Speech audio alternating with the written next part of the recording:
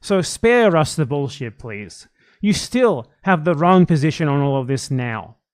You still sheepdog people into liberal Zionism now. And the number one thing that all of you need to digest is that you need to stop doing that. The summary of everything that I say to the Western left, mostly the American left, but also some others in the West as well. Mostly the American left, because the American left are the main ones who compromise on this.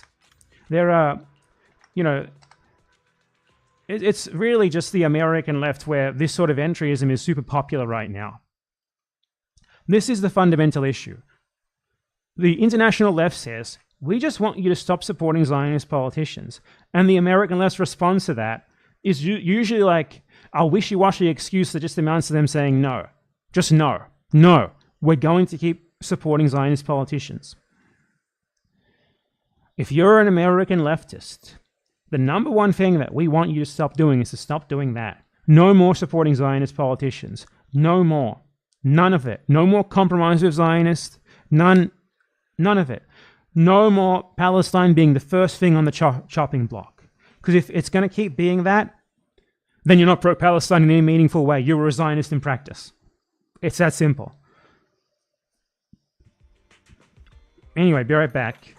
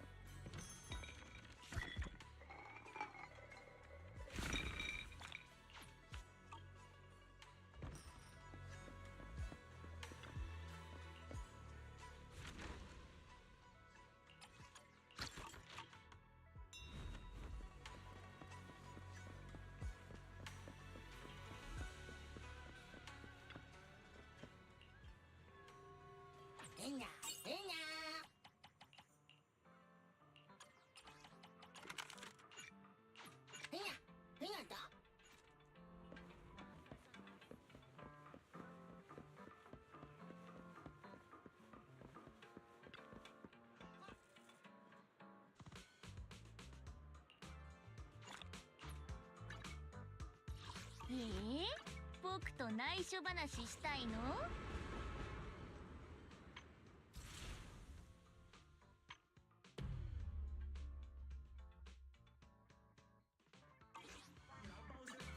店長さんとのお出かけならいつでも大歓迎だよ。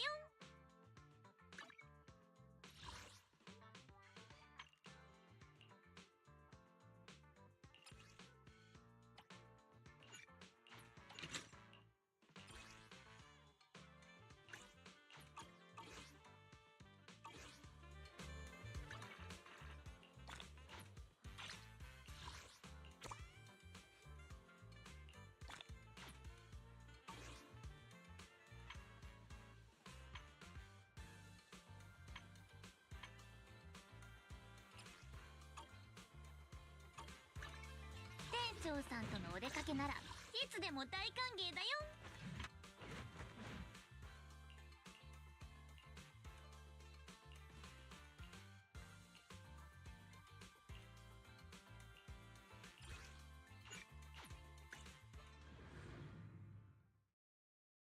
Who says Israel does not have a right to exist. I want Israel to be abolished. It's all Palestine. Think about the politicians who are supported by purported anti-Zionists right now in the US, like Hassan Piker. I'm using him as an example here. I know it's tiring, but he's one of the biggest supposedly radical left-wing influences, supposedly pro-Palestine influences in the US. Who does he support? Alexandria Ocasio-Cortez, open Zionist, supports the existence of Israel. Bernie Sanders, way more of a Zionist than AOC, and she's already a big Zionist. He supported Karabughazadeh, who is a Palestinian, by the way. Ridiculous. She was a Zionist as well. She openly supported the existence of Israel. Zoran Mamdani used to be an anti-Zionist. Now you could not get him to say something frankly anti-Zionist. They've caught him. They've got him in under their spell. They've got him in their web. He's now a tool for Zionism. Think about like Hassan's enthusiastic supporter Brad Lander, for example. Brad Lander is running again, and it's very good. This is a short on Hassan Abi's channel. Good morning, great to see you. Brad Lander is running.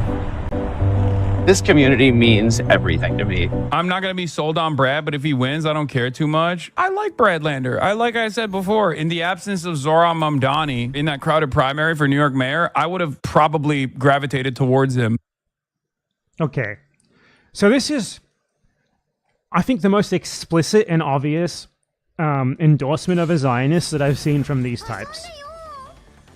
Brad Lander was the New York City comptroller, and he invested public funds in New York City into Elbit systems.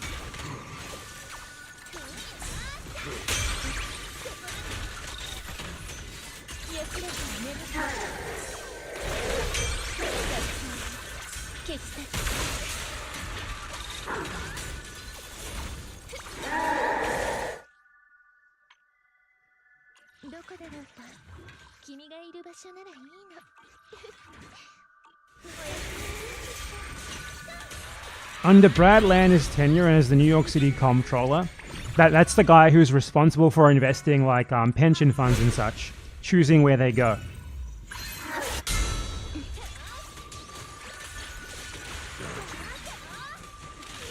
He increased investment in the Israeli arms company Elbit Systems during the Gaza genocide. He invested millions upon millions of dollars in Israeli weapons companies and in many other Israeli companies that aren't weapons companies. And he is also, as this article notes, a self-described liberal Zionist. Brad Lander is someone who has openly said he is trying to neuter anti-Zionism by creating a coalition of anti-Zionists and liberal Zionists.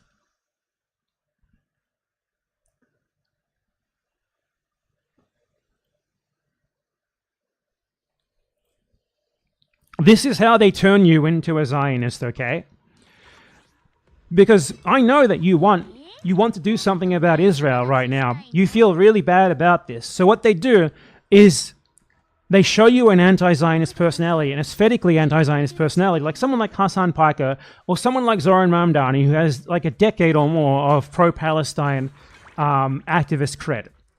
And then they get those people to tell you, look at this Zionist candidate, right? Look at him. Sure, he's a Zionist, but he agrees with us on everything else. Let's make a coalition with him. And suddenly you're compromising on Palestine. Suddenly, materially, in terms of your action, the Palestine issue is off the table. It no longer matters. It's discarded. That's how they get you. That's how they get you. That's how they turn you into a Zionist. And at that point, it doesn't matter how many watermelon emojis you have in your username. It doesn't matter how much pro-Palestine paraphernalia you've got. It doesn't matter how many protests you've been to. It doesn't matter what you claim to believe. In function, you are supporting a Zionist. You are compromising on Palestine first thing. It's like saying that you support Medicare for all when the very first thing that you compromise when it comes to supporting a politician who could actually implement that policy, who could work to get it implemented, the very first thing that you compromise is that. You're just okay with them dropping that. And it says a lot about these people's politics that the very first thing that they drop always seems to be anti-Zionism. It always seems to be a red line on Palestine. It always seems to be imperialism in general. But right now, yeah, I shouldn't exceptionalize Palestine here, because it really is just imperialism in general, okay?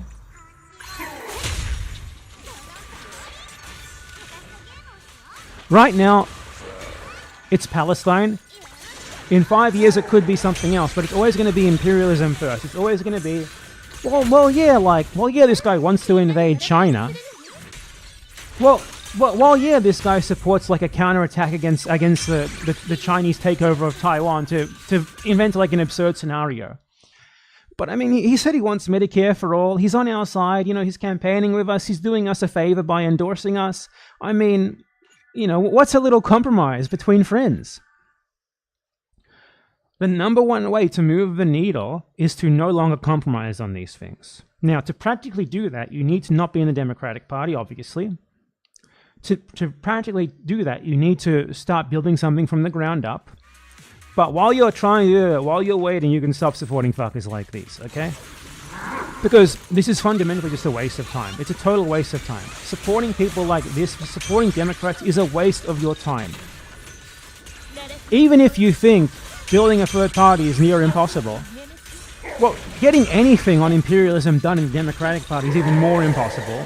So you might as well invest your time into the other thing that has at least a slight inkling of possibility of doing something than lending your voice, your support, your labor hours to campaigning, to supporting Zionist politicians and imperialist politicians, okay? Because one of those things is an active detriment. You'd be better off sitting at home and wanking to anime than going out and supporting Brad Lander, okay? Or any other Zionist politician who people like Hassan Piker tell you to support. What we in the international left have been telling you guys, as I have summarized before, is very simple. Please stop supporting Zionist and imperialist politicians. Please build your own alternatives that are not Zionist and not imperialist. Please stop supporting people who are in the Democratic Party and who are obviously going to compromise once they are elected. They're going to compromise on everything that you pertain to care about. You know this has happened before. It's going to keep happening.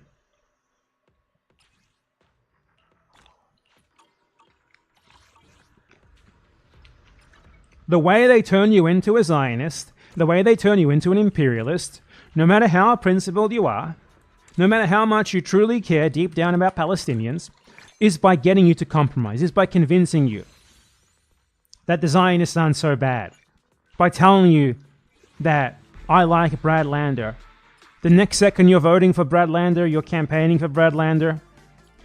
Once you've done that, what's another liberal Zionist, or two, or three, or 4, or 5, or 6.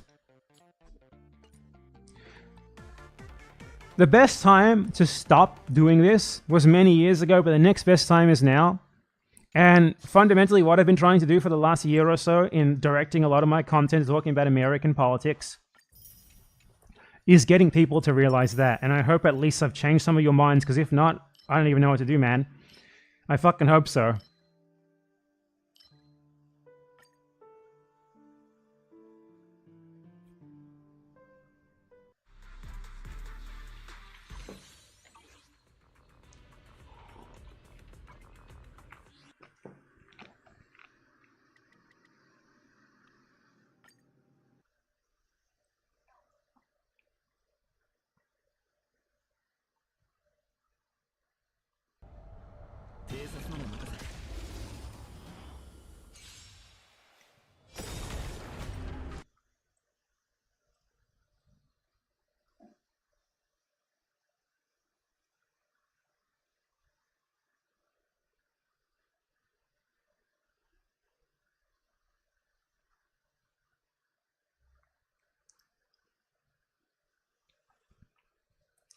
Like, what happens when you talk about how you need to vote for Graham Plattner, even though he's a proud mass murderer, an open and proud mass murderer of Iraqis and Afghans, while you claim to be anti-imperialist? Well, you're compromising on imperialism then, because you clearly don't think that it's really that bad to mass murder Iraqis and Afghans in the end, if in your actions you're willing to support someone like that, just because you think that the rest of their politics have the potential to benefit you in some way. If you have no line for these things, you don't meaningfully support them. You need to have a line, okay? You need to have a fucking line somewhere.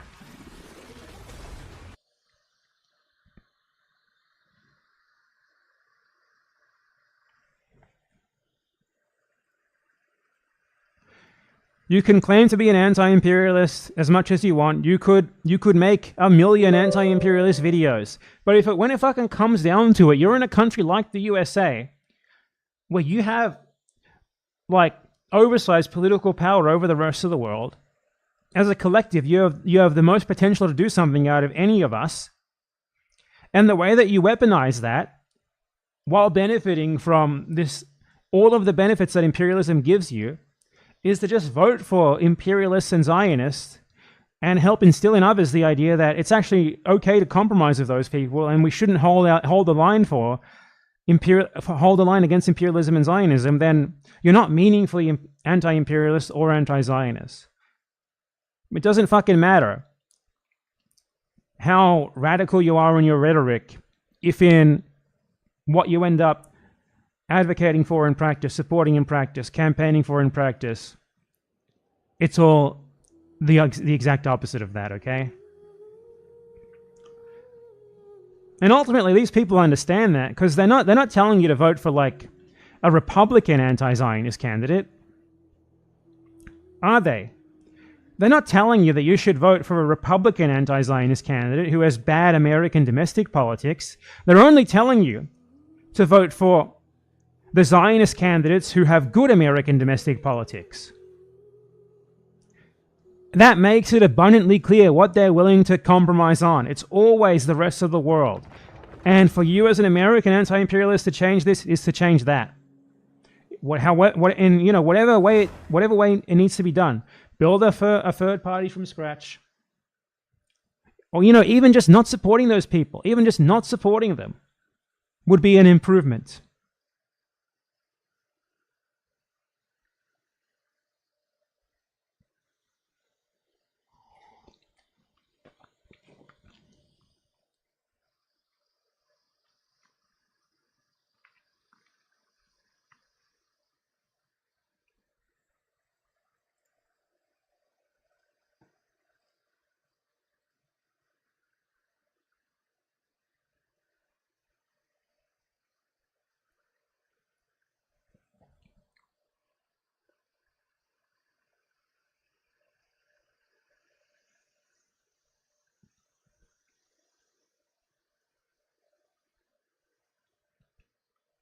Anyway, something that I wanted to talk about that I think a lot of us sometimes forget, perhaps even I forget it sometimes, is that politicians actually aren't independent.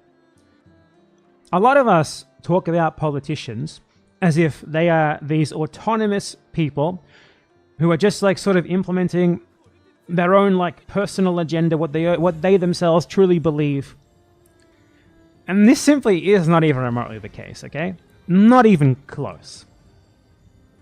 Like, to me, it's very annoying when people talk about, for like, AOC is a great example of this.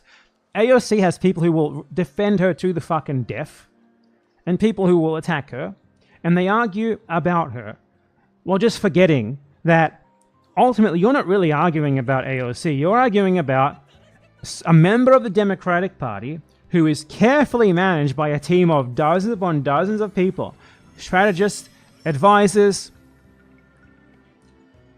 whatever, you name it. She is a part of a group consensus process in the Democratic Party as to what someone in her role should support. It comes through her in the role of like a figurehead or spokesperson role. She's not someone who is independent, who is telling you genuinely what she herself believes. She is a political tool for people who are part of a system that has much wider goals.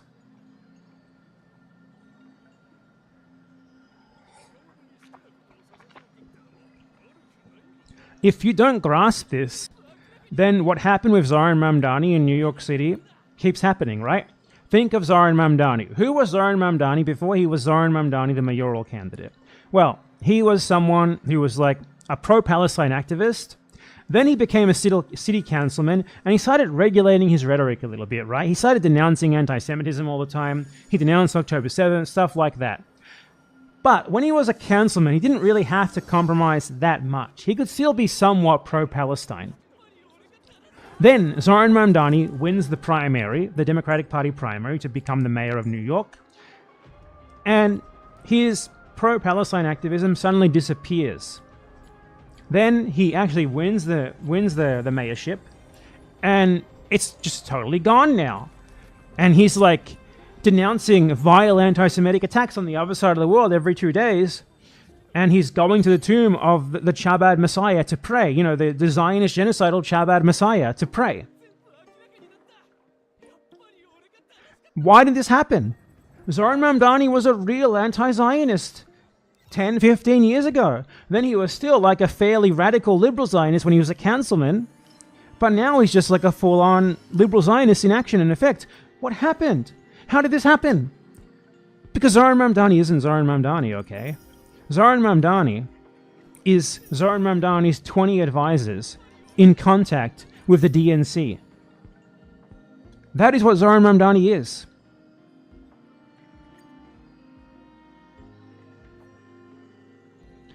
Zoran Mamdani is as much of a figurehead as Obama was. Just not in as important of a role.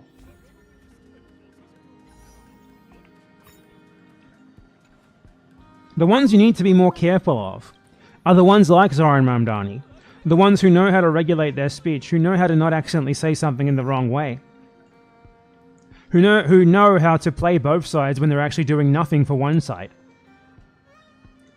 Those are the sorts of people you need to be the most scared of. Because he fooled most of you. He got most of you. You know, if you're in New York, he might give you a government-owned grocery store. He might fix some potholes. He might talk about, weirdly, for a socialist, how he has, fixed the deficit in New York, which, by the way, he did by basically indebting New York for a very long time. But, like, socialists don't give a fucking shit about government deficits. Give me a fucking break. Like, Zoran Mamdani governs like a neoliberal. Zoran Mamdani governs like a more modern neoliberal. Zoran Mamdani's politics for New York City are functionally the same as the Labour Party under Tony Blair. Watch my video on neoliberalism for more information. But, even aside from that, I'm mostly talking about imperialism here, right? As my examples here. Like, why is it that, for example,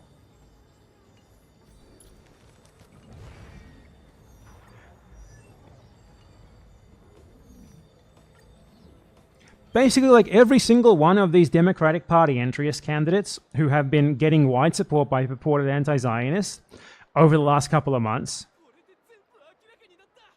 all of them denounce October 7th loudly. They don't just say nothing about it, they denounce it. All of them talk about, like, how much they care about Jewish people and all this sort of thing all the time.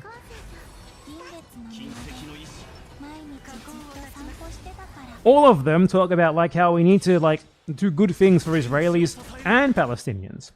How I care about all people, not just Israelis.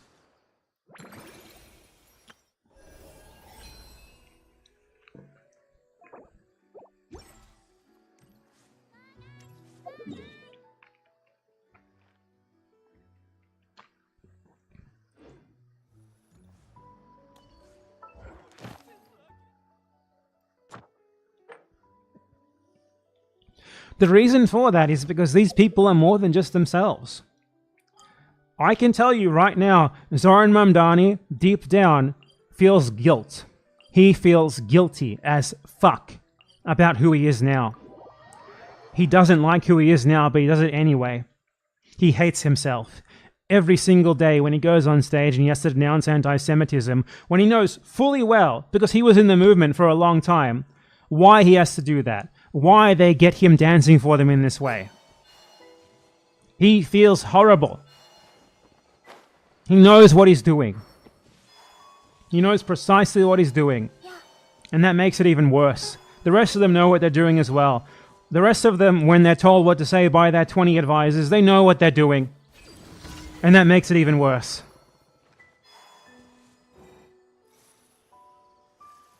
So look, I want to instill in all of you, politicians are not independent. You can look at a politician's past, before they were a politician, to glean something about their own personal views, but that is never, ever going to reflect precisely what they advocate for when they are in office. Unless they're surrounded by people like them, which in the Democratic Party no one is ever going to be, they are never going to uphold what they previously believed. It doesn't matter what AOC herself believes behind the scenes. What matters is what she does in practice. And that's not even her doing. It's the doing of an entire team and like a myriad of connections that they have with other power players. When I talk about AOC, I talk about AOC, the political machine, and it's how everyone else should be talking about it as well. It's how you should be talking about any politician. These people are not independent. Change your conception of them. They do what they do based on a group consensus of a group that you're not a part of. That you have no say in. It really is that simple.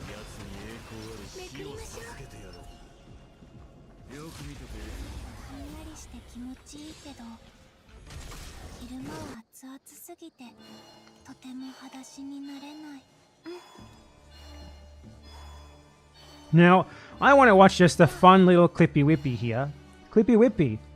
A fun little clippy whippy with my personal best friend. You, the viewer. You individually.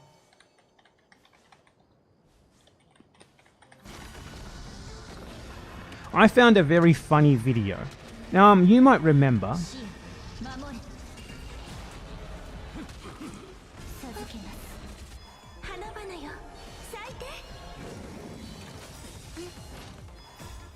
The anarchist who I responded to about a month ago, because he said hilariously that Marxist-Leninism has always failed. As an anarchist claim that Marxism-Leninism has no claim to practicality because it always fails, which, I mean, like, arguing that is one thing, even though I don't think it's true, but arguing it as an anarchist and comparing that to anarchism is just very, very ridiculous, right?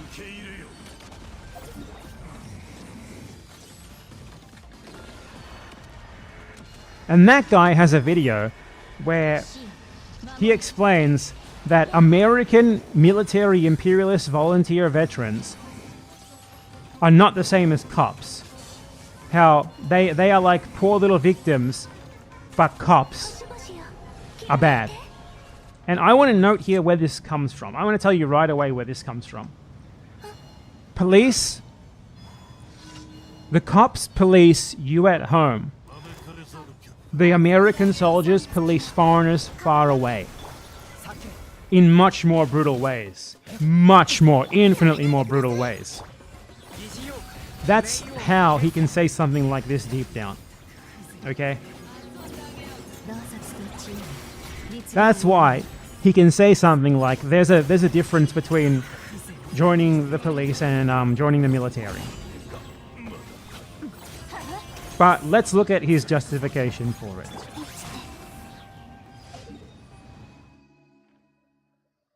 Sam gives one last $5 donation. He says, okay, last one. Talk about veterans and leftist spaces in U.S., Aaron, and the issues at large. It is important that we are able to integrate veterans into leftist spaces. It's not important at all. It's seriously not important. Like, I don't like the amount of bending over backwards that American leftists specifically do to include some of the worst people in the fucking world is crazy. Why would you specifically do this, let alone say that it's important? You're gonna include Israelis next? Where does this go? Like, making any specific effort to include these people is just fucking wild. Like, you're not just saying that, like, oh, you know, they should, you know, some of them should be allowed around us like anyone else should if they're repentant. You're outright saying we have to make a special effort to cater to them specifically. That's so weird. You're treating them as a special class of citizen. You're just doing, like, veteran worship from the left. There are a lot of reasons for that. I've heard a lot of people on the left try to compare veterans to the police. And what they say is, if you believe in ACAB, you should believe that all soldiers are bastards as well. I think there is an aspect of truth to this, and there is a huge problem with that. The aspect of truth is, the reason why all cops are bastards is because the system makes them bastards. The things they are forced to do means that they are harmful to society. If this is true for cops, then that would be the same for soldiers anyway. They do damage to society, regardless of whether some individual one or another of them isn't so bad. The policing itself is damaging. And in that same sense, soldiers do that same thing. Systemically, okay. Soldiers, they are doing damage to the world for the most part. So I think something you have to consider here is that people know this before they join, right? People who become cops, they know that as a cop, you get to be put into a position of authority over others. You get to make them play Simon Says under, like, fear of being killed or arrested. You have power over others. You're going to get to exercise violence over them, and they're not legally able to respond to you. You get to do things to people in ways that enable cowardice, in ways that you would not be able to do in your everyday life if you aren't a cop. People know that beforehand. They know this sort of thing, and they know it about being a soldier too, except it's even worse when you're a soldier. So you can't just reduce it to the system makes you bad. The system makes you bad, okay, but people fucking know what being bad entails before they join. People know that cops get to hold others at their mercy. People know that cops get to terrorize people. People know very well that cops do shitty things to others. They know this about the military as well. Everyone fucking knows. 18-year-olds know this, okay? Give me a break. So removing the individual responsibility aspect from this is ridiculous, and trying to claim that ACAB as well is actually about the system and not about the individual. How? It says plainly, all cops are bastards. There's no asterisk there. There's no on a systemic level pegged onto the end of it. Just all cops are bastards. Every individual police officer is a bastard. This applies perfectly to soldiers as well. Imperialist soldiers, I mean, not soldiers in general in every single country in the world. Very little of the deployment that our soldiers do in this society actually helps anyone, either domestically or abroad. There's very few exceptions. What are the exceptions? I really want to hear you. But rarely. For the most part, the holding of a standing army by a capitalist entity, by hierarchical power structures, is a net negative. It's extremely telling that he's not differentiating between, say, the US military and, like, the Cuban military, for example. For him, they're all the same. It's all, they're just in capitalism, they're all the same. He's not going into, like, how the US military is specifically like a mass murdering genocidal force, right? It's like the difference between, you know, joining like the fucking Nazi army and joining like the Polish military in like 1935, you know? Those things aren't the same. So you can't just blanket compare them like that. Function is bad. However, there's a big key difference between the police and the veterans. And that is... You're gonna die here. You're gonna fucking die. You're gonna die about what you're about to hear. I'm so sorry. I'm so sorry. Be prepared, okay? I want you to sit there, sit up straight, brace yourself as if you're in an airplane that's about to make a very hard landing, okay? You're about to crash land in the ocean, and your life depends on your potential for survival here depends on you being seated into your seat, being strapped into your seat very, very well, and being in the correct brace position. That is how bad this is. Here we go. Are you ready? Don't say you weren't warned. The police are not contractually obligated to give away their life for a span of several years, where if they decided to quit, they would be held in a federal prison. That is a big difference. Soldiers, I mean, this is in the United States, I'll at least make this commentary. Soldiers are essentially slaves. They are people who have entered into an indentured slavery contract. And that cannot be compared to police officers who willingly enter into an employment contract that they can sever at any time. You notice how apparently the soldiers don't willingly enter into this contract. The soldiers do willingly enter into the contract, and they know about the terms beforehand, and they know what being a soldier for the US military entails. Give us a break about this. Like, you compared it to slavery, indentured slavery. That's downplaying what slavery is. Even actual indentured servitude wasn't slavery. I actually have a clip about this in one of my older video essays.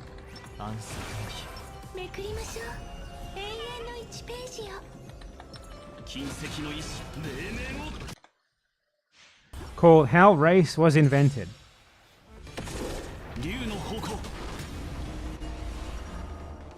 Where I explain the difference between slavery and indentured servitude.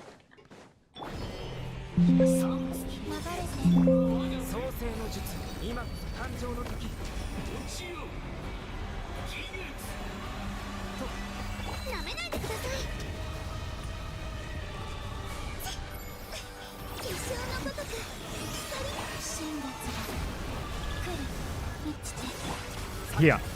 Most indentured servants in Barbados were, however, actually Europeans. But indentured servitude was very different to slavery. Servants were treated with incredible cruelty, just like slaves, but they nonetheless had ways out that slaves didn't. A slave was property for life, as were their children, while an indentured servant only had to serve for the duration of that contract, and this wasn't hereditary. Despite these differences, slaves and indentured servants nonetheless worked alongside one another, and the brutality they all suffered engendered some camaraderie between them. Many of the... So... Indentured servants, those who entered voluntarily into the contract of indentured servitude, there were some who were put into it as a penal punishment.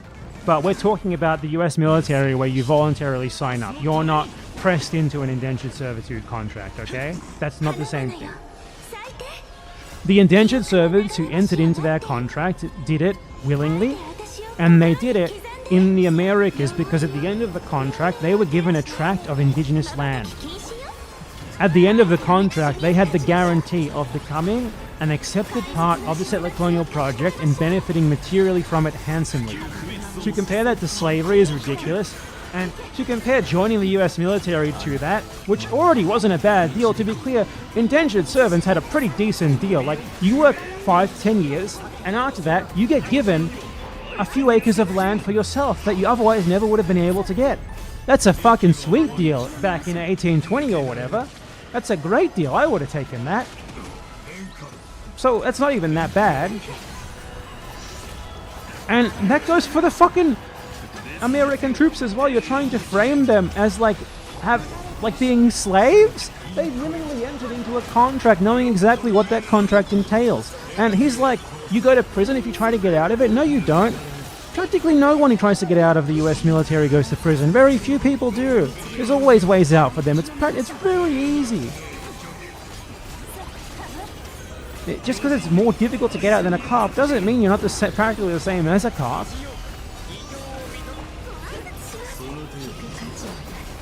You know, there'd be consequences for cops if they left as well. They'd lose their salary. They'd have to get a new job. There's always some level of inconvenience that you face if you fucking leave. The question is, why'd you sign up in the first place?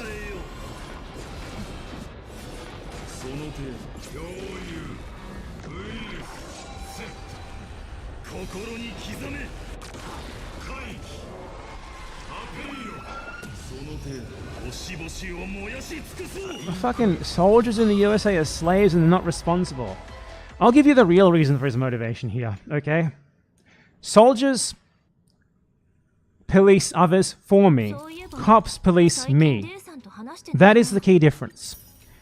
Cops oppress me and my friends and others like me. Soldiers oppress others on the other side of the world for my benefit. That's the difference. That's why for him it's more acceptable to join up.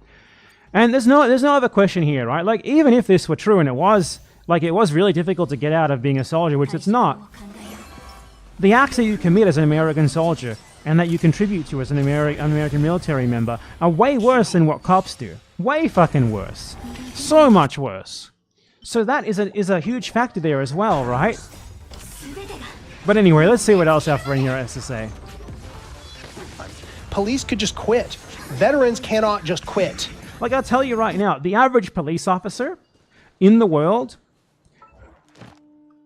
does way less harm than the average American soldier. Way less.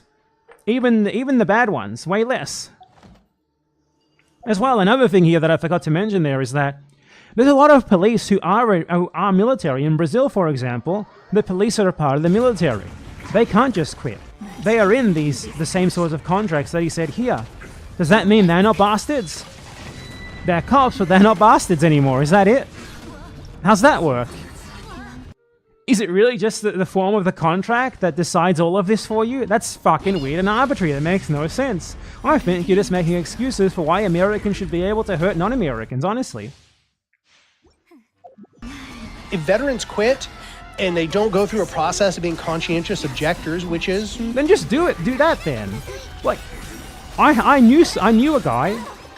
I didn't know him in real life, but I knew a guy like 15 years ago who joined the US Marines, and he got out by like just pretending to be crazy. Doesn't seem that hard to me, honestly. You know, there's a billion fucking ways you could get out. Possible thing they can do, but is not easy. Then they are stuck for the rest of their service. Number one. Number two, you can see a... Like, he was like, you could be a conscientious objector, or you'll be stuck for the rest of your service and be a conscientious objector. Like, come on. Vast difference in the development of a radical consciousness within the police and veterans. The police don't develop a radical consciousness. If anything, they develop an anti-radical consciousness.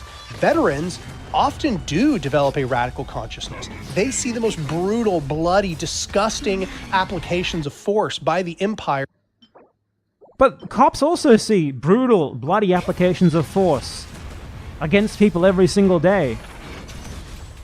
This really doesn't make any sense. Face to face, they see that war is a racket, and they see that they are gangsters for capitalism. Cops are gangsters for capitalism as well. It's just as confronting for them. And this is like another thing these Americans do. They like try to frame killing non-Americans as a necessary part in your own personal development story. Like, man, I used to think that brown people weren't human. Then I went to Iraq and Afghanistan and I fucking killed them, and now I realize that's wrong. Now, personally, you don't have to do that. Like, it's not necessary that you accept people who did that and that you are okay with people who want to do that or do that or did that. Just because you think somehow that this makes them more radical. Because killing other people is not just a step in your own personal development arc, in your own political story. You're like, I don't know, I've seen people like talk about their like political journey, and if a part of your political journey is, oh yeah, I just killed some brown people. That's just fucking weird, dude. Totally unnecessary as well. And this is a radicalizing prospect. So if we as leftists are not able to integrate these people who've been radicalized by their indentured servitude to a capitalist empire, people who are no longer down with what they did, that would never would have joined if they would have known what they were getting involved in. They know what they're fucking getting involved in. Everyone fucking knows. They join cause they know what they're getting involved in. I'm so sick of this shit, man. Sick of these fucking lies. My fucking God. Americans are some of the best educated, highest living standards people on the planet, reaping the benefits of imperialism, and they treat themselves like little fucking babies. It's unreal, man.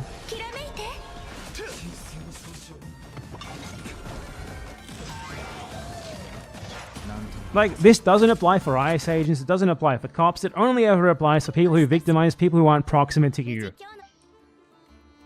And who are now completely anti-imperial, who are completely anti...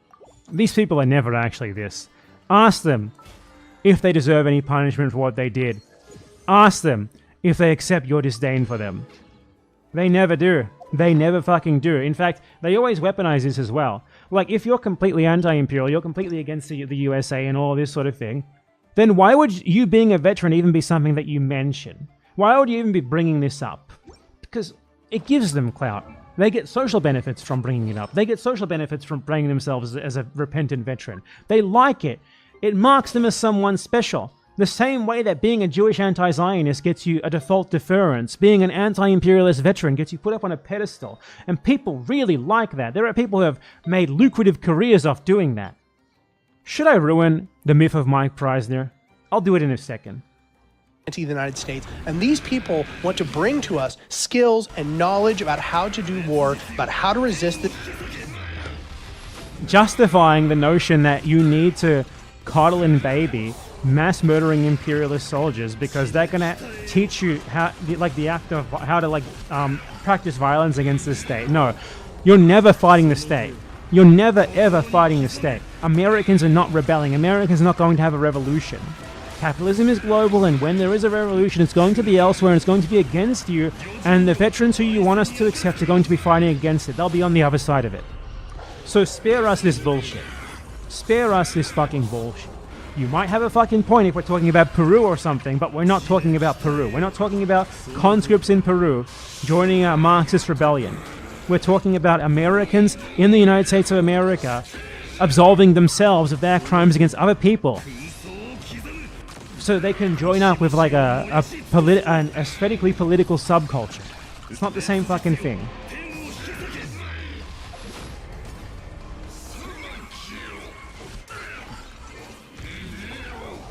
This empire and so on. Like, Americans join the US military and then they claim the benefits for it for life, and then while they claim these benefits and while they bring up and brag about the fact that they were in the military, while they use it for clout all the time, while they claim their veterans benefits and their veterans discount, they act like they're repentant. How can that be the fucking case, man? Could someone be a repentant Nazi if they were still getting dividends from the Jewish property that they stole during World War II? I'm not sure about that one. Nor am I sure that a veteran can be a repentant veteran while getting paid handsome benefits not available to other people every month, while reaping the social benefits of what they did. And our spaces are over here wringing our hands and purity testing because these people used to be soldiers. Purity testing. Oh my fucking God. Listen to people who aren't American for once in your life.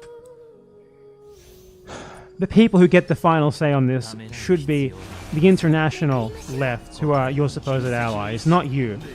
Like, it's Americans saying that we need to forgive Americans who killed non-Americans. It's just so weird. Hey, guy who killed people overseas for me, I forgive you for that.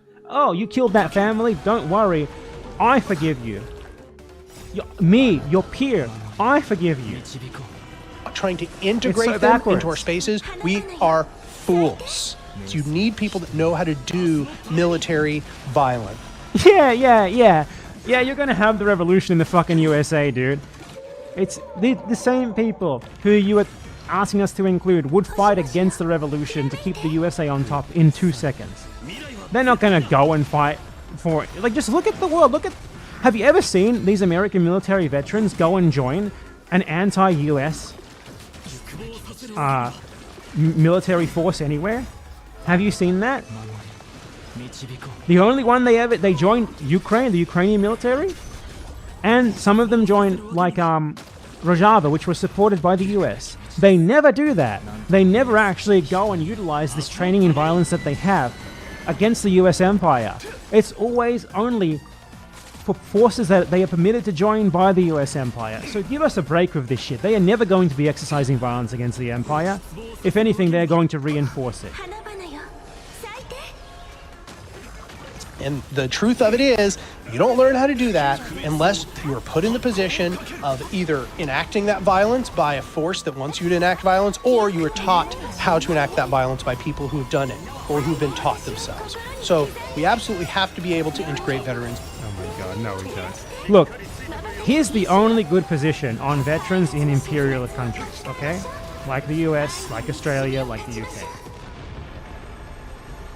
You can only be welcome if you acknowledge what you did, if you acknowledge that you're responsible for it, if you acknowledge that it was wrong, if you do not reap the social benefits from it.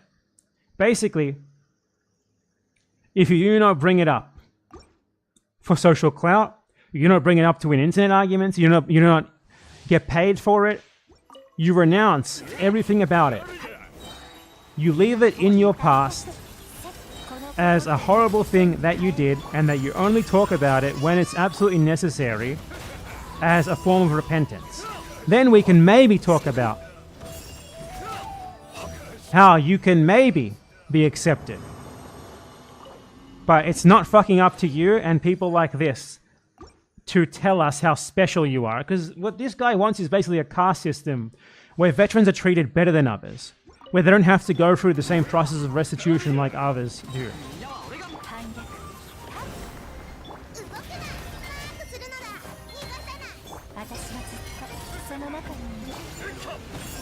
And these people, for example, like they always bring up like, oh, the Bolsheviks recruited military veterans. Yeah, they recruited fucking military veterans from a military that was fighting an inter-imperialist war, an actual real inter-imperialist war, or empire against empire directly, in a conscript army in what was then a dirt-poor country full of illiterate fucking peasants. You are not that! The US military is a highly professionalized military of volunteers who know what they're getting into, who are being paid handsomely for it. It's the exact fucking opposite. But anyway, yeah, I just wanted to cover this because I think you have to have some degree of dehumanization of the victims of imperialism to be like this, and we need to do better. We need to do better than this. But, okay, here's the Mike Preissner thing, okay? I want to bring up the Mike Preissner thing. Mike Preissner is someone who has benefited greatly from being the repentant veteran. But no one ever talks about what he really did, and how he's never actually really gone and made amends for it to his victims, nor has he ever done anything to really, like, tell us about what happened. Like, imagine, for example, we had... This is something that actually happens in real life. In Argentina, for example, there are military torturers who don't name the people who they help. There are some of them who are like, I'm so sorry for what I did. I was following orders, blah, blah, blah. And then they don't name their co-conspirators. They don't tell you. They keep the pact of silence going. Mike Preissner is one of those people for the US military, okay? He has never properly addressed what he did.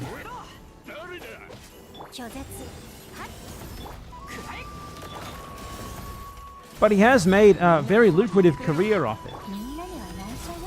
I would love it if Mike Preissner could go back and talk about this stuff again and properly address it, because he has not done it.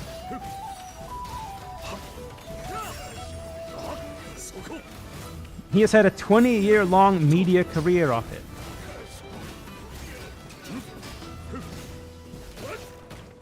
It's essentially profiting from crimes.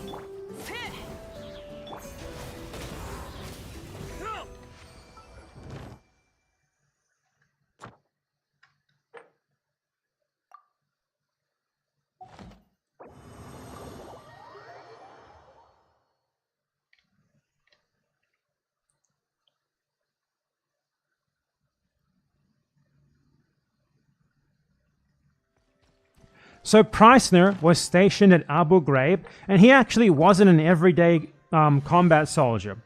He was a torturer. Mike Preissner's job was to torture Iraqi prisoners at the Abu Ghraib prison camp, and he's openly said this.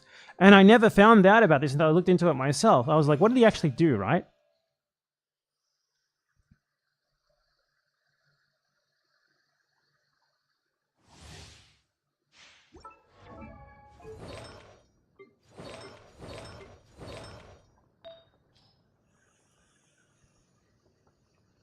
For 2 months, as this article says, 19-year-old Preissner and his friend watched as men dropped to their knees, shivering, crying, peeing themselves, begging for the torture to stop. Not Abu Ghraib torture, but legal torture. Torture like stress positions or making people be in an uncomfortable position for a long time. Sleep deprivation by violently waking people up throughout the entire night, not letting them sleep more than 20 minutes at a time, blindfolding them and smashing a metal chair next to their head. Graphic threats against them and their family members, and constantly moving them around roughly. It broke down even the most steadfast Iraqi.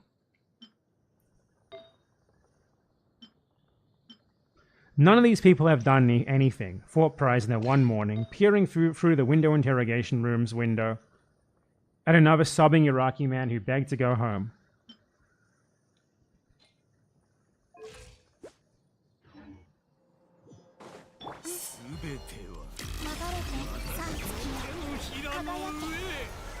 This shit is like shooting and crying shit. We don't accept this for Israelis anymore. We need to apply this shit to American soldiers as well. Mike Preissner might be an anti-imperialist with the right positions on everything, but ultimately Mike Preissner has never named his commanding officers. Mike Preissner has never named the other soldiers who tortured these Iraqis along with him. Mike Preissner maintains a pact of silence with his comrades. And we conceive of him as sort of like a martyr. No, Mike Preissner has had a 20-year-long, very lucrative media career. Mike Preissner was self-sufficient, independent media before YouTube, before social media. He hasn't had to work a day in his life since he got out of the military because he's so famous because of it. And it's all because he was a repentant veteran. This is a great example of how you can use that label to benefit yourself in left-wing spaces, and it's just accepted, okay? And as genuine as he may be, as correct as he may be on all of the issues, I think that the questions that I'm asking about him now were never asked, even when he was open about the fact that he was just torturing Iraqis. Like, okay, so who was torturing these people? Tell us so that we can at least try to enact some community, social consequences on them so we can ostracize them. You know, no one ever asked that question. I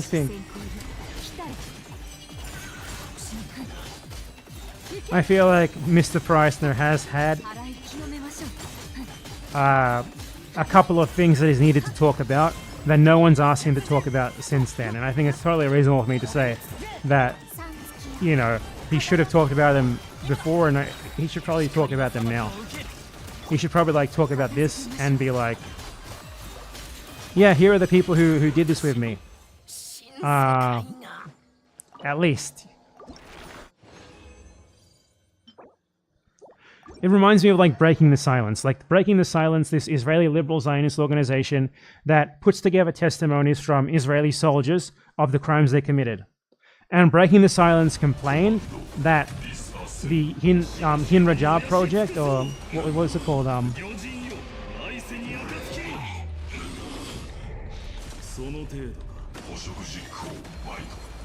The Hin Rajab.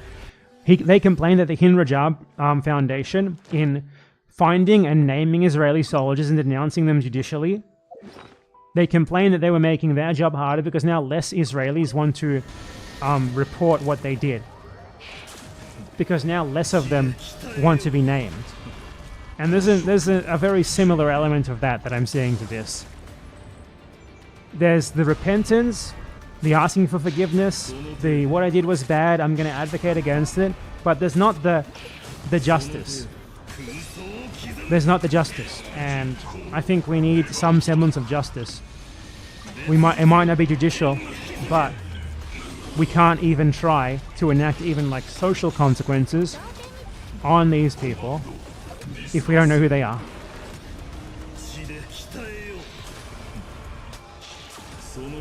Anyway, be right back.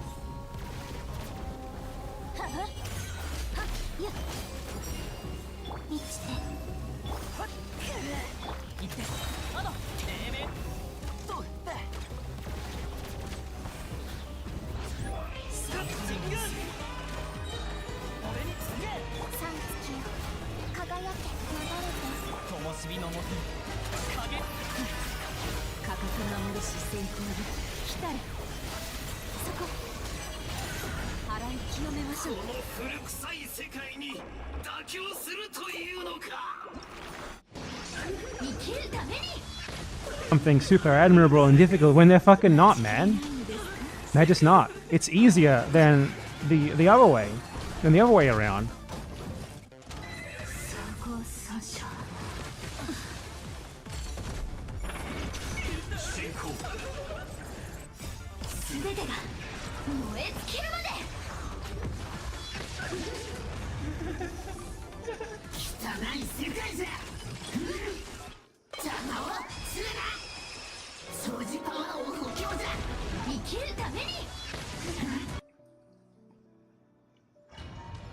Anyway, we need to talk about Cuba and Venezuela. We need to talk about this, and we need to keep it on the radar fucking endlessly, okay?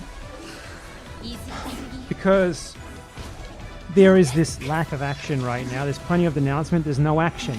The domestic resistance is zero. Zero. Zero. None. In the USA.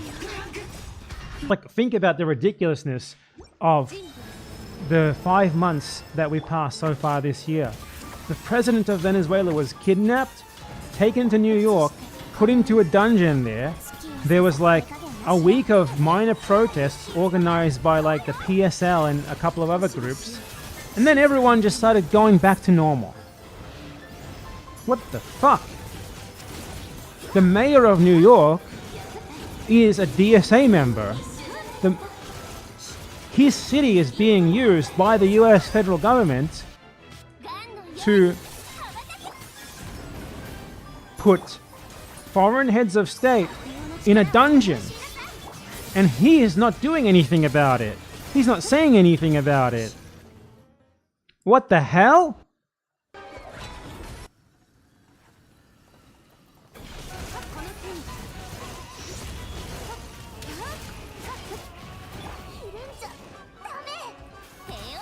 Like, we can talk all we want about Delcy Rodriguez being turned by the US government, blah, blah, blah. Fundamentally, they probably told her, do whatever you want or we kill you.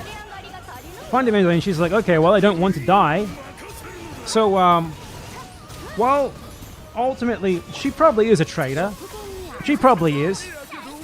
Ultimately, she's between a rock and a hard place with no good option, and I think many of us could not say that we would not cave in the same situation.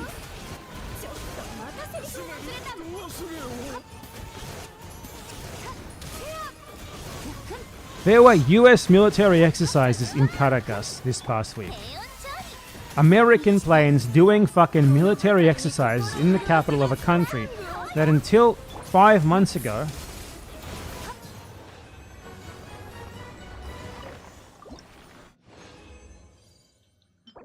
was one of the bastions of resisting American imperialism in Latin America. Is this certainly the fault of traitors in the Venezuelan government? Sure, but ultimately, when they have no allies, when there's no domestic pressure to make this sort of thing impossible in the USA, what can they do? What can they fucking do?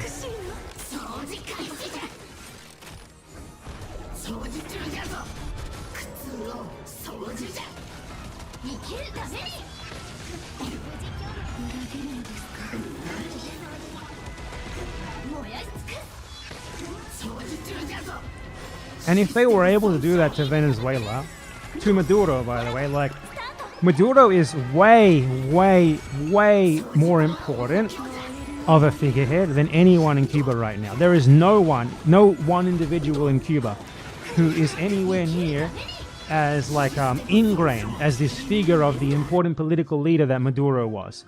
In Cuba, you have a very decentralized power structure where anyone could be the president and they'd all be the same. In Venezuela, it wasn't like that at all. So you would think the reaction to it would be extremely, like, powerful. You know, the leader has been kidnapped. This emblematic leader of a country that is a victim of American imperialism has been kidnapped in New York City. Us anti-imperialists in the USA, we can rally around this. This is a new paradigm for us. We can fight this, and we can also then extend that to fighting other things. But it was like, we're going to protest for a week, and then it's just going to drop off the radar. And we don't even know when his next hearing is. When is it? I don't know. No one's talking about it. We talk about it, but we don't do. Maybe social media has made us morons. I don't know. Social media makes us feel like we do something, so we don't have to get up and do it anymore.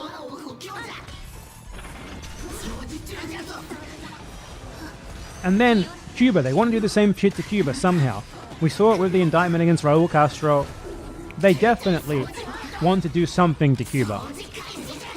Now, Cuba's a different beast to Venezuela. Cuba's military is much better funded, much better trained, has very experienced officers, and the chain of command is like they fought wars in Africa. It's a totally different to Venezuela. It would not be as easy for them in Cuba without a massive betrayal. But at the same time, like, the ones who have the most power to really do something about this aren't the Cuban military. It's the Americans at home who have the power to make this so inconvenient for them that they don't even think about doing it. But the resistance is none. The resistance isn't there. Like, this was like a potential, like, I mean, I don't know why I'm saying this, because Gaza was before this and it didn't really result in that much. But this was another potential Vietnam War moment after Gaza, right? A potential for, like, a massive movement against imperialism. And it was a fart. It was a little fart. Not even like 2 farts in succession. Just a tiny little peep, like nothing.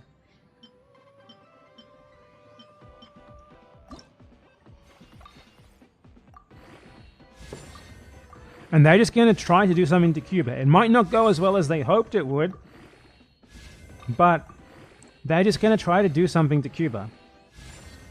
It's really fucking obvious that they want to do something in Cuba. It's just not clear what. And it's scarcely talked about.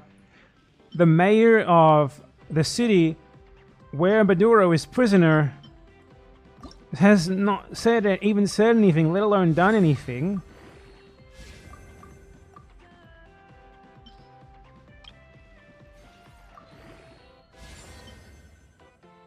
You know, they've been bombing random fishermen in the Caribbean for more than a year at this point. It's just something has fundamentally changed that has made the US even worse in terms of the resistance to imperialism. It is so much worse. There's certain things that you can point to that are correlated with it, like the integration of racial minorities into the broader system. They've been given a lot more to lose than they had 40, 50 years ago. Social media, phones, the internet, the spread of technology, all this sort of thing has surely played a part in it. But I still think there can and should be more. Like, look at Bolivia. In Bolivia, people have phone. In Bolivia, people have social media. In Bolivia, people have internet. In Bolivia, people have Marvel. They have Marvel movie. They have Taylor Swift. But they fight. Americans can do it too. I just wish they did it for people in other countries. They don't even do it for themselves. I know what I'm talking about.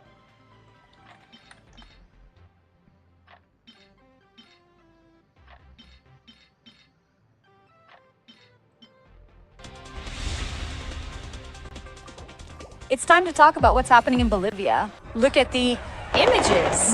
The tension is not easing. Protests continue to fill the streets. In the last few hours, Bolivian President Rodrigo... Bolivians are fighting. And the thing is, the situation in Bolivia isn't even that bad, and they're already out in the fucking street. Like, I do think, yeah, this is like the last gasp of the dying American empire that Trump is helping to accelerate.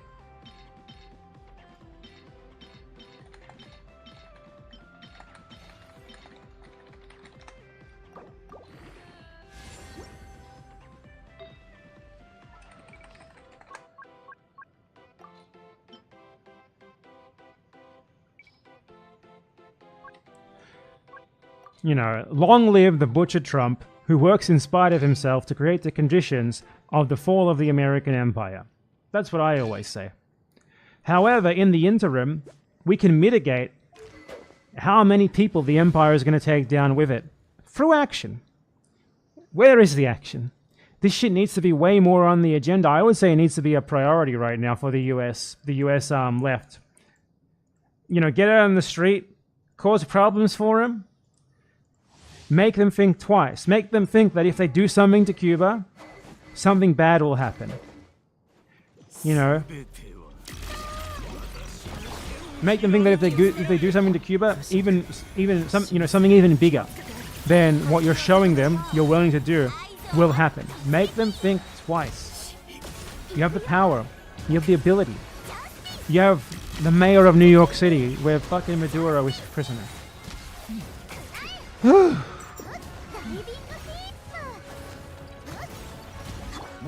Cuba and Venezuela have to be on top of the agenda right now. And they aren't. We're just forgetting about that. And it's crazy, man. It's fucking crazy.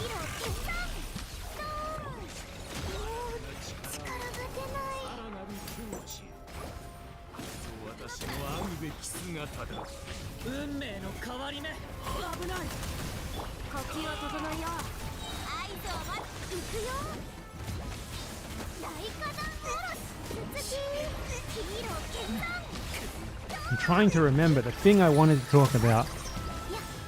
What was it? There was something that I wanted to talk about that was really important. I totally forgot about it. And I'm probably not going to remember. You guys will forget as well. One day you're not going to have a good memory, just like me. You're going to forget everything.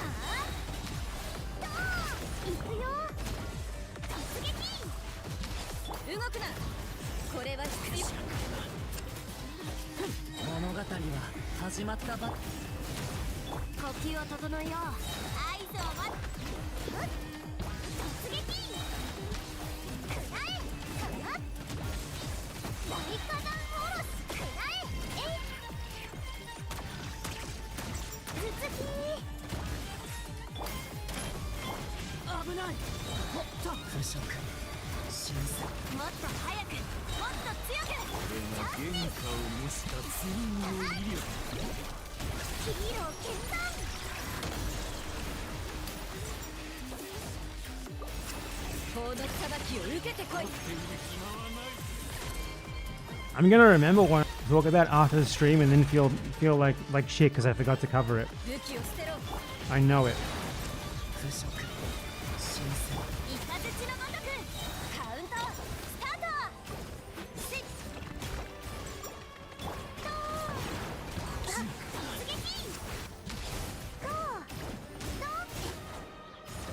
Anyway, now you guys might know this is an anti-video games, anti-anime, anti-superhero movie channel.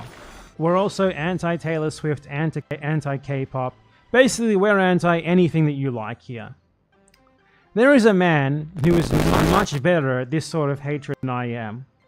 And he is the leader of a political party in the US now. And I just wanted to go over some of the Infrared Has classics on this matter because he was before his time.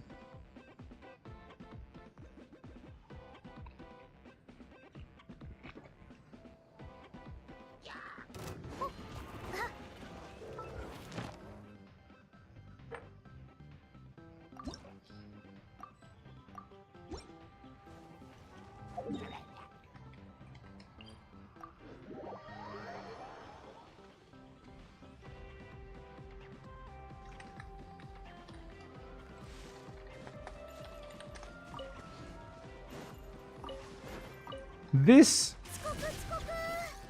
I think, is one of the greatest tweets ever. And I find it crazy that Infrared Has is capable of something like this because I don't even think he's joking. That's the thing.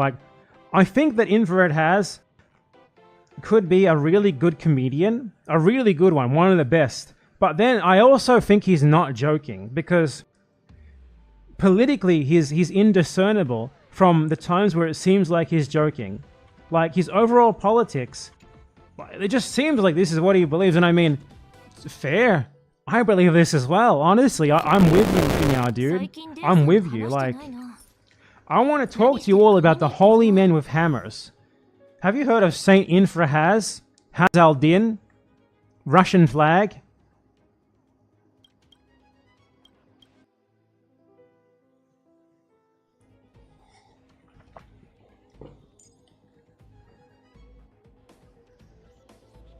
I'm going to read this to you. I love it. It's fantastic. He's so good. Do gaming addicts deserve prison? It's very possible. Video games are the reason for many social ills. Eventually will come the time of cruel awakening, when holy men wield hammers and bust into homes, smashing gaming PCs and Nintendo console. Even GameCube will be smashed. My God.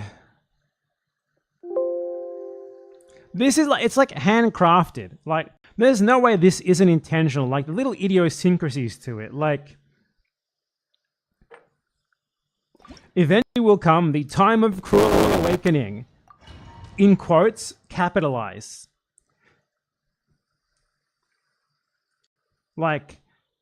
Nintendo console, right? Like, that's the sort of thing that you would intentionally say to piss people who know about video games off. We will smash Nintendo console. Not even naming the specific console, because it doesn't matter to him. He's just above it. He's above the video games. He doesn't know what they are, doesn't care. We need to destroy them. But then, even GameCube will be smashed. Even GameCube will be smashed. It's like the ultimate insult. Even GameCube. There's no way. He must have workshopped this tweet for hours to get it right. There's nothing wrong with it. There's not a single letter incorrect here. Like, there's no way it could be improved.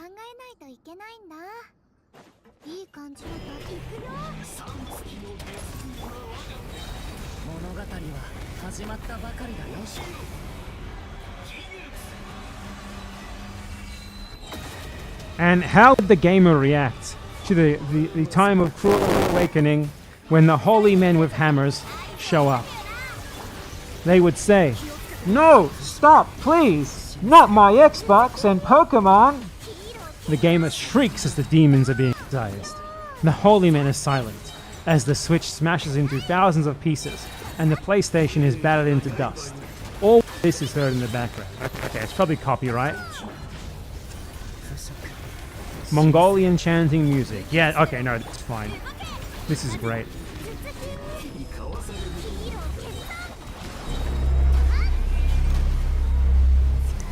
So like, when the holy men are smashing, would they bring the Mongolian chanters with them for the background music? Surely they would. Like, surely the like holy men with hammer special ops team would have a designated chanter to do this.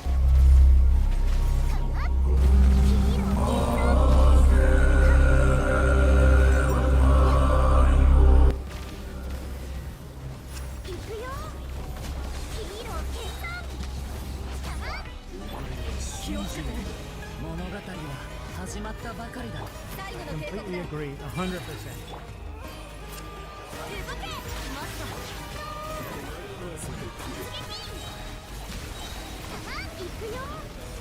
This music should play while the holy hammers mercilessly go after all video game, even GameCube. Even GameCube will be smashed.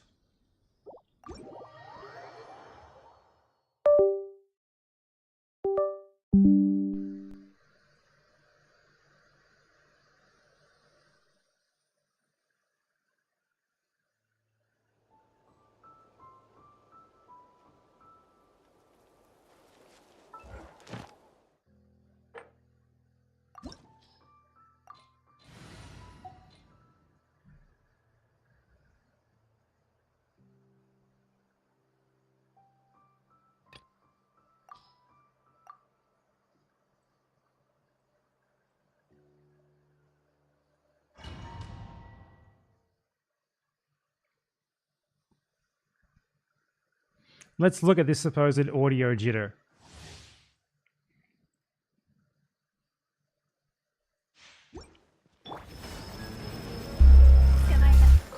I'm watching like the VOD of this right now in the background so that we can see the audio jitter. Let's see if it even exists if you're a liar. If you're lying, you're banned permanently.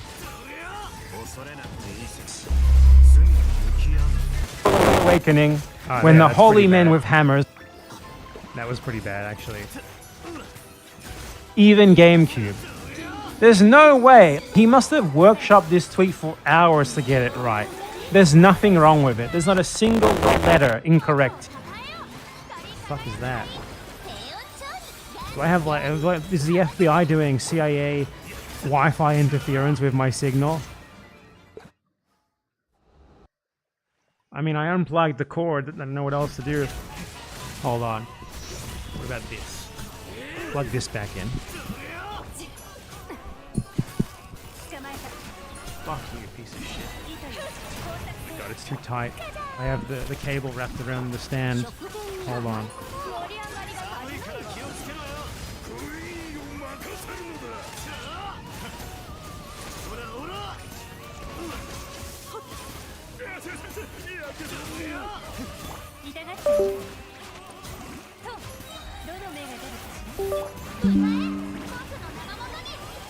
Okay, let's just hope it doesn't happen again. And that it wasn't going on for the whole stream before that. And no one mentioned it until now. Out of fear that I would ban them. There must have been a holy man with hammers attacking my fucking...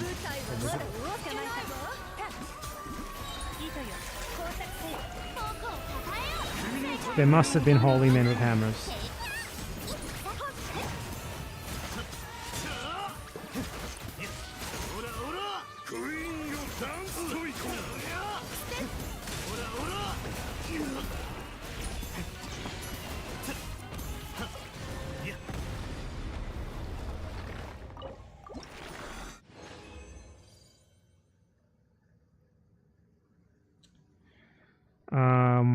I think it was because CPU temperatures were too high, so I'm going to turn my fan on to the point that it makes an annoying sound.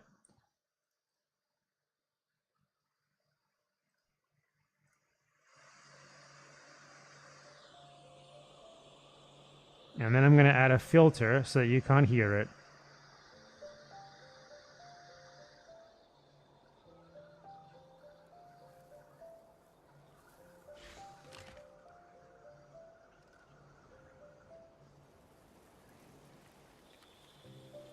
Alright, you can hear it.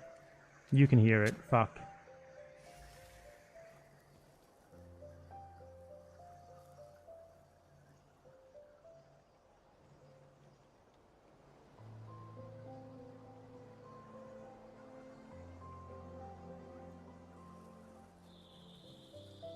Oh, whatever. I'm gonna turn the fan lower. It's not gonna work.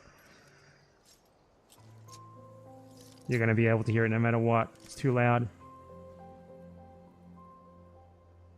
Whatever.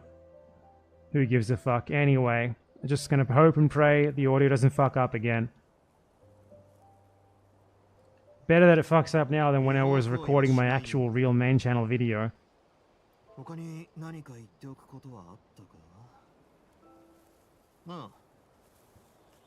Anyway, we need at least one more topic for today. What do we got? Yeah,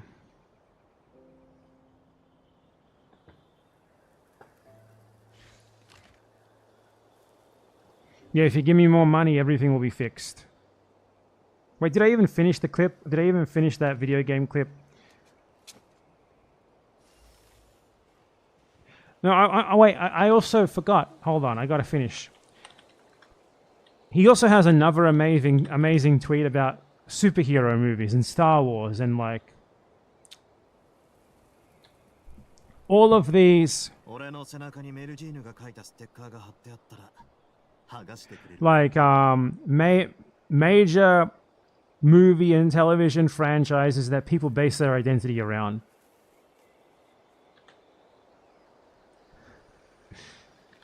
This one is another fantastic bit from him. I mean, is it even a bit? I think he believes it, and I believe it too. I'm with him. Like, he's one of the most vindicated people alive, except, you know, he hates the gays, maybe. Maybe not on that. When we take power, we will make one last Marvel movie. At the end of the movie, all the Marvel heroes, and also Mickey Mouse, Star Wars, and Harry Potter will be gunned down in a bloody massacre. My favorite part of that sentence is the implication that Star Wars is like an individual and he's going to be killed. We're going to kill Star Wars. He's going to be gunned down alongside Mickey Mouse and Harry Potter and all the Marvel heroes. We're going to put Star Wars in there. John Star Wars. I love it. Perfect wording. All adult fans will be forced to watch. At least he's merciful to the kiddos. At least he is merciful to the children. It will all be official canon. That's the best part. Like, the government is going to intervene to decide what the canon is in the Marvel movies. It's all the Marvel heroes are dead. It's over. It's done. I love it.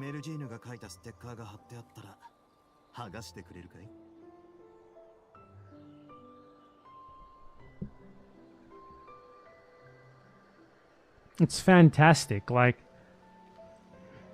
and it's impossible to discern this from his serious posts, but these aren't even unserious posts. Like, they express a sentiment that I think a lot of us need to think about. about how video games, like mainstream pop culture shit, fucks us, makes us dumb. It's like an empty void of passing our time with dumb slop shit that might make us feel good, but then there are also other things we could be doing that are more meaningful that would also make us feel good. Something to think about.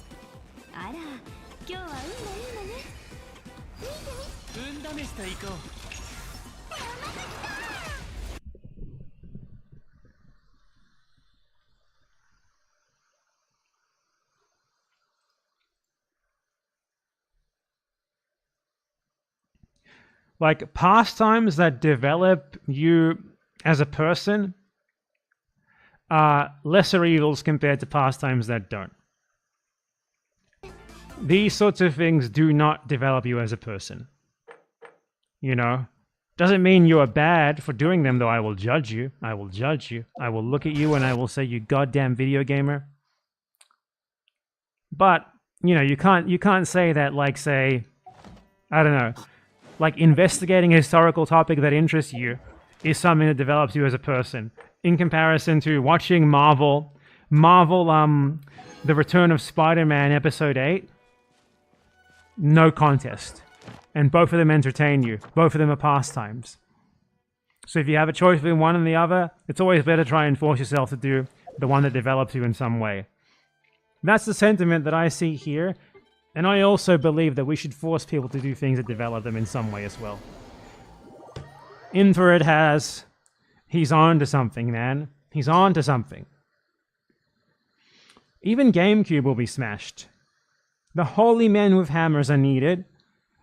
Because honestly, look around us in this online politics space. Like, every second person is a fucking video gamer. Like, every second person who thinks they are a political genius comes from video games. Vorsh was a video gamer. Destiny was a video gamer. Everyone got their start as a video game YouTuber or whatever. We need more people without that sort of background. We need more people who aren't video gamers. To be more serious, we need people who are less video games, who are more anything but video games.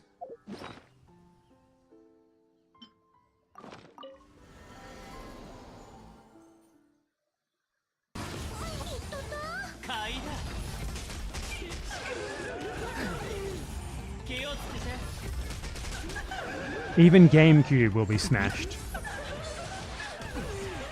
It will be official canon. That's all I have to say. How are there 1,000 people watching me go over 4-year-old has tweets? You people have problems.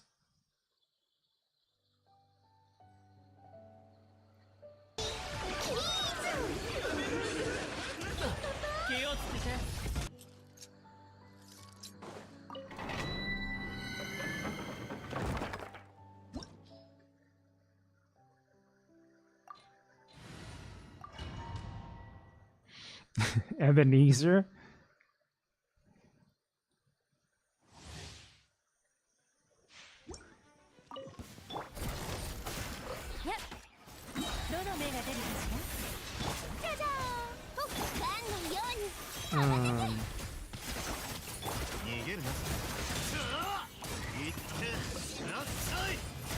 In my notes, I have a video about Gnome Hamburger, but is it really worth making a clip just about the fact that an Israeli soldier got killed by Hezbollah with a funny name? No, it is. I can make it about the drones. I haven't talked about the Hezbollah drones yet. Okay, there we go. There's the framing. There's the framing. There we go. Okay, so a super interesting development in Israel's genocidal massacre of Lebanon has happened, where Hezbollah has, in some way, they didn't seem to have a lot of these before, but now they have a ton of FPV drones. FPV is first-person view, right? I never actually checked. Yeah, okay. So they have a lot of these fly-by-wire, first-person kamikaze drones, which I assume they got from Iran, but maybe not. something that they didn't seem to be equipped with before. And now, we are seeing a ton of Israeli troops getting attacked by FPV drones. Very vivid videos. Stuff like Israeli troops going to the toilet getting blown up by an FPV drone, Israeli tanks, vehicles getting attacked by FPV drones, stuff like that. And Israel is taking a ton of losses in Lebanon because of this.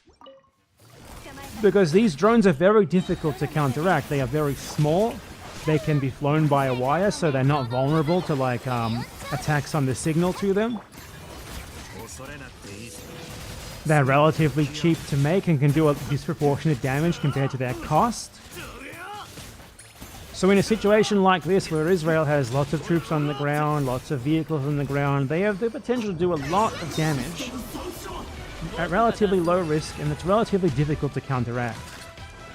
And this has been, you know, both sides have been doing this in Ukraine. We've seen tons of horrifying FPV drone videos of people getting blown up.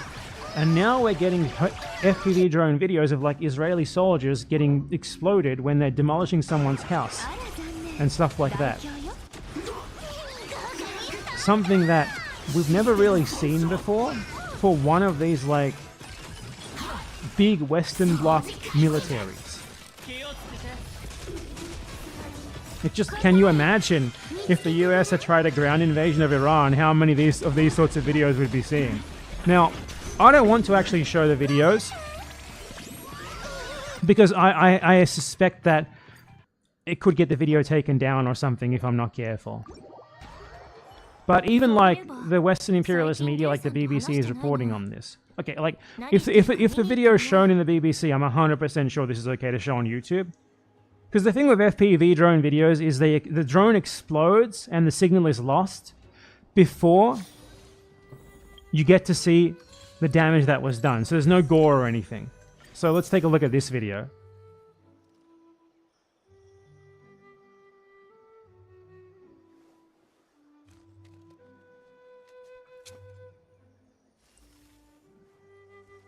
Oh, that's an Iron Dome launcher. That's worth a lot of money, right? That's an Iron Dome missile launcher. That's huge damage. Oof. Okay. This one ends before it hits the people, so it's fine to show. But you can tell those 4 soldiers on the left, it was going to go for them.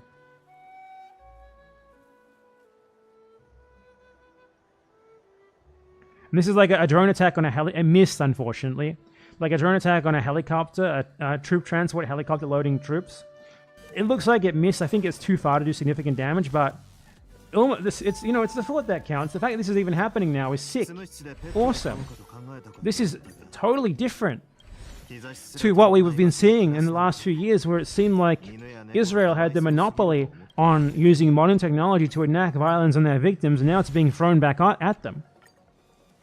Like, imagine how different the Gaza genocide would have been if Hamas had these drones. Oh my God, they could have done so much. If the Palestinian resistance in Gaza had these drones, the war would have gone a completely different way. I'm serious. Like, the cost that they can enact on the invading settler soldiers is way higher. This is a complete game changer, and it's very interesting and good to see.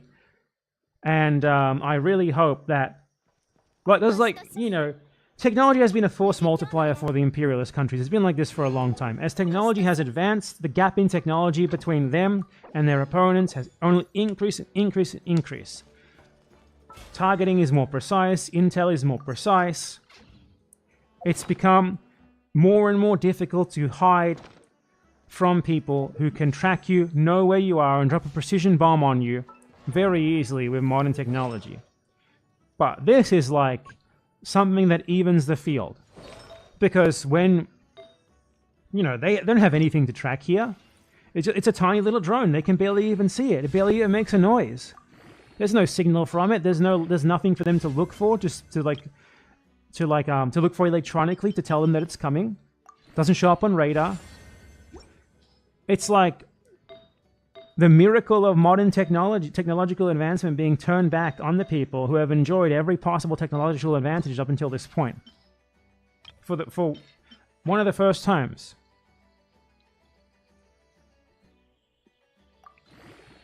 The Israelis have taken a ton of deaths from these drones.